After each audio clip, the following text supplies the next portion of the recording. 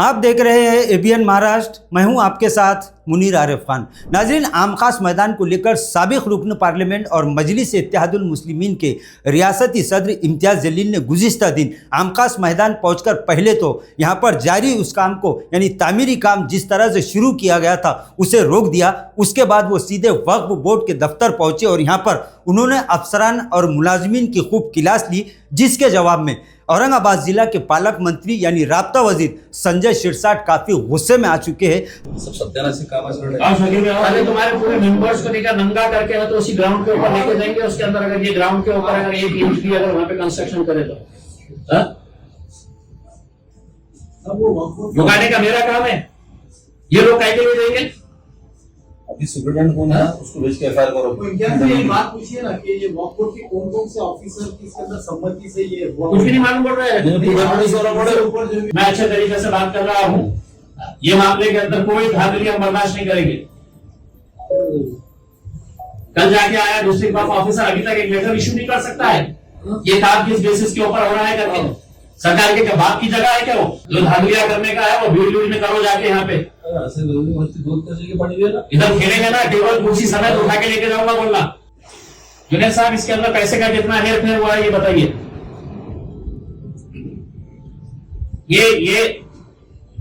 ये मुझे ये बताइए कि जगह अपनी है, आपने एनओसी दिए है?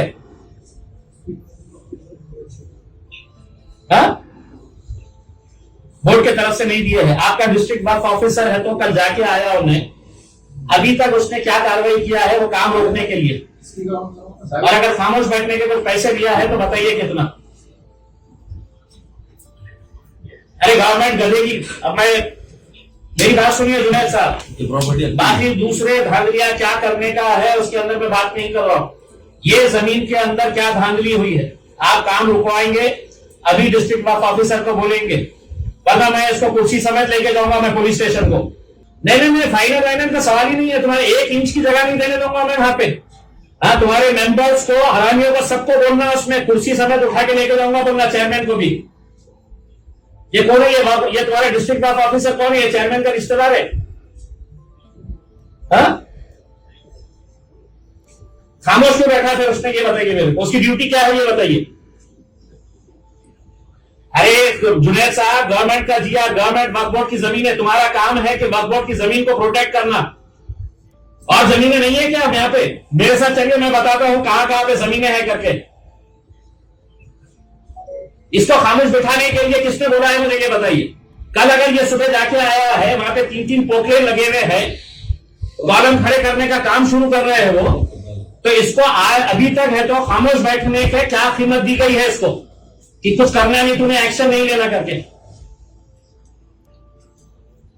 अरे आपका ऑफिस कैसा बनता है ग्राउंड के ऊपर? आपने एनओसी दिए है वहां पे स्टेडियम बनाने के लिए।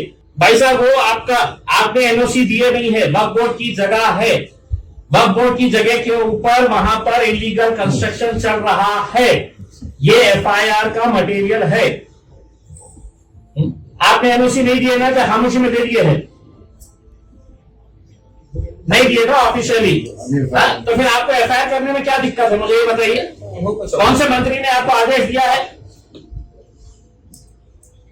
अरे गवर्नमेंट की ऐसी की तैसी साहब चोरा बैठे हुए हैं साले हमारी जमीनों के ऊपर। पब्लिक से बड़ी है क्या गवर्नमेंट? सुप्रीम कोर्ट बड़ा नपुंसक है। नहीं, आप मुझे ये बताइए कि आपको एफआईआर करने में क्या दिक्कत है कि आपकी जमीन के ऊपर विदाउट आपके एनओसी के कंस्ट्रक्शन चल रहा है और खुला ये बोल रहे हैं मेरे को कि पीडब्ल्यूडी कर रही है डायरेक्ट। चढवायचं नाही।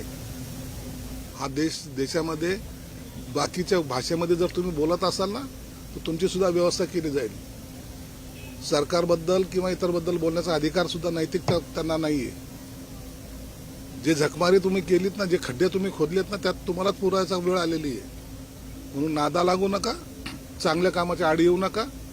सहकार्य करता येत नसेल तर गपचूप घरी बसा। लोकांनी तुम्हाला घरी बसवण्यासाठी निवांत टाइम दिलेला आहे।